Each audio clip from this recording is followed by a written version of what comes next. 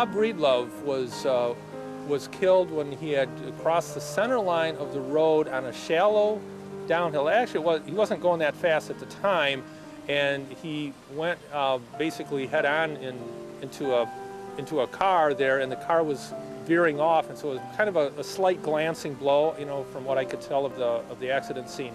At the time, Bob was right behind me in the race. I had just passed him during that day, so he was behind me, positioned not too far behind me. So it's definitely a tragedy for the whole race to have that happen. Everyone wants to see everyone get there safe, get to Atlantic City safely. When I came upon his team, and I had just spoken to the entire team in Alamosa the night before for about 15 or 20 minutes, they were in a state of shock. They hadn't even gotten to the point of starting to release. We had to put one team member in an ambulance, you know, just to get him away from the scene.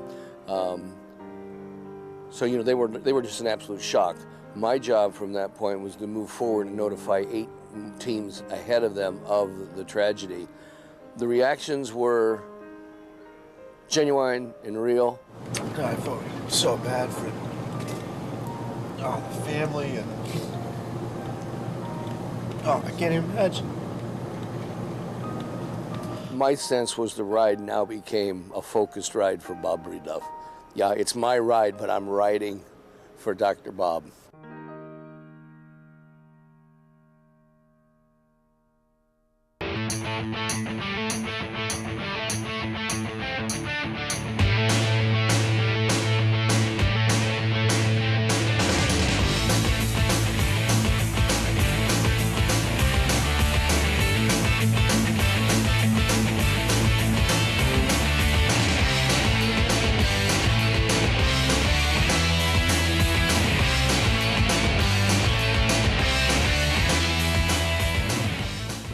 You're coming out. Mitch, you're staying in. Red car is going to be a change with Beckley and Jared going in. And white car, Dave and Kelly. You guys okay?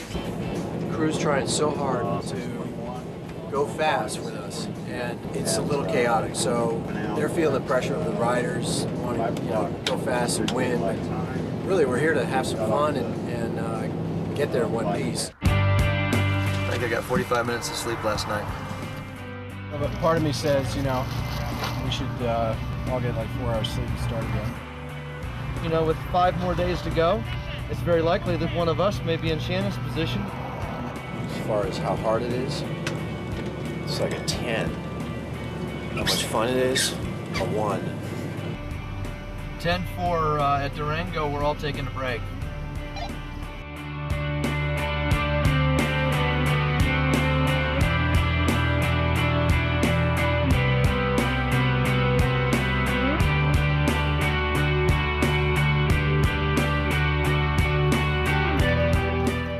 Your body can't take any more food or fluids, and it's rejecting everything, and it's just shutting down.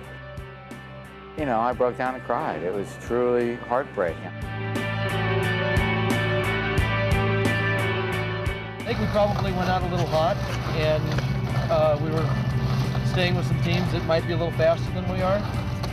So I think we have to dial back our wattage and our speeds just to make 100% sure that Atlantic City is our final destination. And they're considering using Shannon once we get him back and running to just use him for the descents. You know, if you over crank it, then you can't. It's really tough to recover when you're climbing. The nice thing about climbing, you get to go down.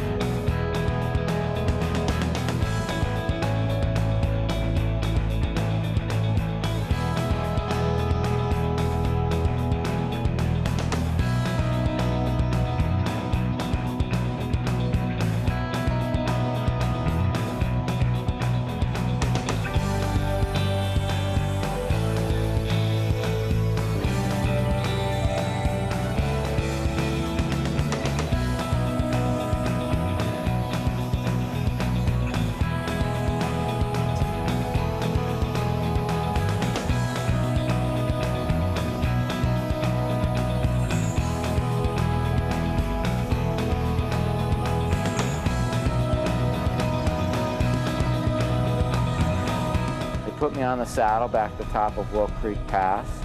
You know, kind of duct taped me to the bike and pushed me over the edge and let me get back into it. I got the fresh air in my face. I didn't have to pedal too much. And that actually turned into, I think, about a 5-hour shift for me because a lot of it was downhill.